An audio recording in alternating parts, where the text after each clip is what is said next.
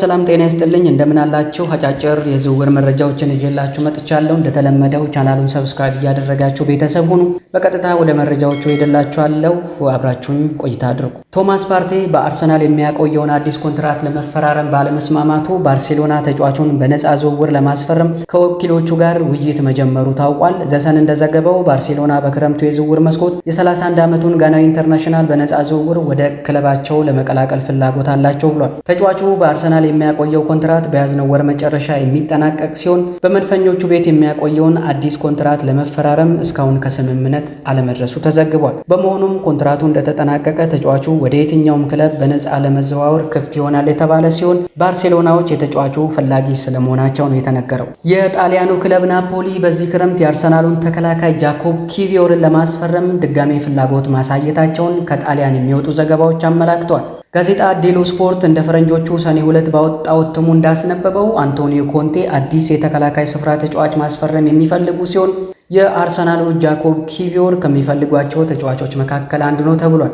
ናፖሊዎች ለተጫዋቹ 25 ሚሊዮን ፓውንድ ለማቅረብ የተዘጋጁ ሲሆን ጃኮብ ኪቪዮር ጋብሪኤል ማጋሌስ በጉዳት ምክንያት ባልተሰለፈበት ወቅት በመድፈኞቹ ማሊያ ባሳየው አስደናቂ እንቅስቃሴ ዋጋው ከዚህ በላይም ከፍ ሊል እንደሚችል ተገልጿል።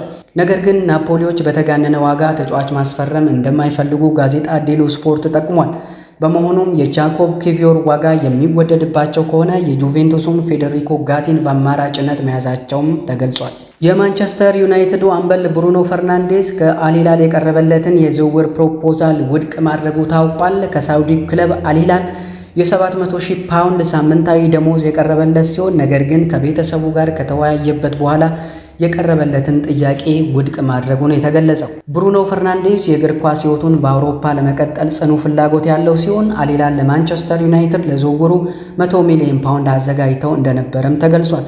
ሆኖም ግን የ30 ዓመቱ ፖርቹጋላዊ በአውሮፓ መቆየቱን ምርጫው አድርጓል ተብሏል። በተመሳሳይ አልሂላል ቴዎ ሄርናንዴዝን ለማስፈረም ከኤሲ ሚላን ጋር ከስምምነት መድረሳቸው ተሰምቷል። ለዝውውሩም አልሂላል 30 ሚሊዮን ዩሮ በቀጥታ እንደዚሁም 5 ሚሊዮን ዩሮ ደግሞ በአዶንስ መልክ እንደሚከፍል ከኤሲ ሚላን ጋር ከስምምነት የደረሱ ሲሆን ነገር ግን ከተጫዋቹ ጋር በግል ጉዳዮች እስካሁን ከምንም ስምምነት አልደረሱም ተብሏል። ቴዎ ሄርናንዴዝም ከሳውዲው ክለብ የቀረበለትን ፕሮፖዛል መቀበል አለመቀበሉን በቅርቡ እንደሚያሳውቅም ተገልጿል። ኢንተር ሚላን በራስሙስ ሆይሉንድ ላይ ያላቸው ፍላጎት ጠንካራ ሲሆን ማንቸስተር ዩናይትድ ተጫዋቹን በቅናሽ ዋጋ ሊለቅ እንደሚችል ተገልጿል። ሜል ስፖርት እንደዘገበው ቀደም ሲል ናፖሊ፣ ጁቬንቱስ እና ኢንተር ሚላን በጣሊያን በነበረው ቆይታ ያስመዘገበውን ትልቅ ስኬትና እድገት ሲከታተሉ መቆየታቸው የሚታወስ ሲሆን ኢንተር ሚላን ከተጫዋቹ ወኪል ጋር ንግግር ማድረጋቸው ተገልጿል። በቀጣይ ከማንቸስተር ዩናይትድ ጋር ለመነጋገር ማቀዳቸውም ነው የተገለጸው። የብሬንትፎርዱ ብሪያን ምቦሞ ማንቸስተር ዩናይትድን መቀላቀል እንደሚፈልግ ተገልጿል። ይህንንም ተከትሎ ሁለቱም ክለቦች የተጫዋቹን ዝውውር አስመልክቶ ውይይት ሊጀምሩ እንደሆነ ተሰምቷል። የ25 ዓመቱ ካሜሮናዊ በጂቴክ ኮሚኒቲ የሚያቆየው ኮንትራት ሊጠናቀቅ 1 ዓመት ብቻ የቀረው ሲሆን ለተጨማሪ 12 ወራት የሚራዘምበት አማራጭ እንዳለውም ተመላክቷል። እንደ አርሰናል፣ ኒውካስል እና ቶተናም የመሳሰሉት ክለቦች በተጫዋቹ ላይ ፍላጎት ያላቸው ቢሆንም ነገር ግን ቦሞ ወደ ማንቸስተር ዩናይትድ መሄዱን መርጧል ተብሏል።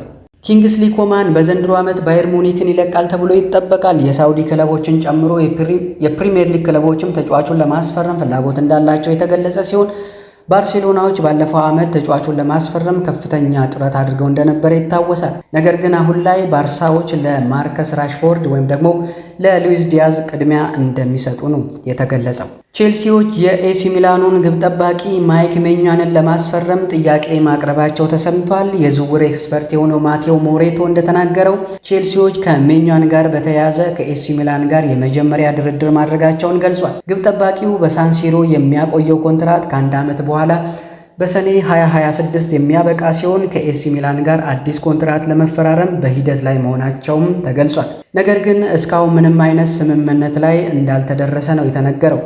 ቀደም ሲል የወጡ መረጃዎች እንደሚያመላክቱት ማይክ ሜኛን አዲስ ኮንትራት ለመፈራረም ከኤሲ ሚላን ጋር በቃል ደረጃ ስምምነት ላይ መድረሳቸው መገለጹ ይታወሳል። ሰማያዊዎቹ ከማይክ ሜኛን በተጨማሪ የቶሪኖውን ግብ ጠባቂ ቫንጃ ሚሊንኮቪች ሳቪችንም የማስፈረም ፍላጎት እንዳላቸው ተገልጿል።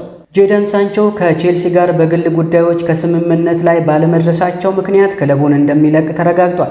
ቼልሲዎች 5 ሚሊዮን ፓውንድ ቅጣት የሚከፍሉ ሲሆን ተጫዋቹም ወደ ማንቸስተር ዩናይትድ ይመለሳል ተብሏል።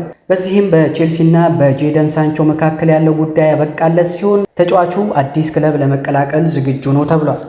ጄደን ሳንቾ ባለፈው የውድድር ዓመት በስታንፎርድ ብሪጅ በውሰት ማሳለፉ የሚታወስ ሲሆን ኤንዞ ማሬስካን ለማሳመን በቂ ጥረት አላደረገም ተብሏል። ለዛሬ ያስኩላችሁ አጫጭር መረጃዎች እነዚህን ይመስሉ ነበረ። እንደተለመደው ቻናሉን ሰብስክራይብ እያደረጋችሁ ቤተሰብ መሆን ትችላላችሁ። ለነበረን ቆይታ እጅግ አድርጌ አመሰግናለሁ። ባይ ባይ።